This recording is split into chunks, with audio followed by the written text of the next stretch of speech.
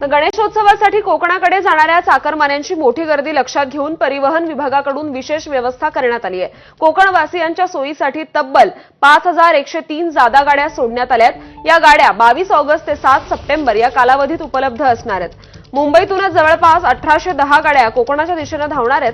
कालपासूनच या गाड्यांचा प्रवास सुरू झालाय। आजही मोठ्या संख्येने गाड्या कोकणासाठी रवाना होणार आहेत। विशेष म्हणजे परळ डेपोच्या गाड्या ह्या सेनापती बापट मार्गावर उभ्या करून चाकरमान्यांना कोकणाच्या दिशेने रवाना करण्याची सोय करण्यात आलेली आहे। आणि याचा आढावा घेतलाय आमचे प्रतिनिधी ईशान देशमुख यांनी। अवघ्या काही दिवसावरती गणपती हे आले आहेत।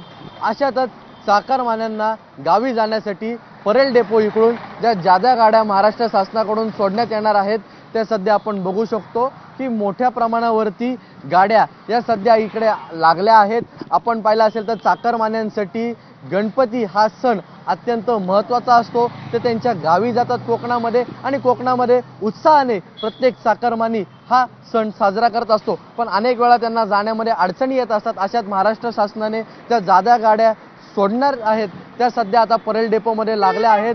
50हून अधिक बस या सध्या या स्थानकाच्या इकडे लागल्या आहेत। थोड्या वेळाने चाकरमानी हे यायला सुरुवात होतील आणि या सर्व बसमधून ते त्यांच्या गावी प्रवास करतील। त्यामुळे आता चाकरमान्यांची गर्दी ही देखील बघणं अत्यंत महत्त्वाचं राहील।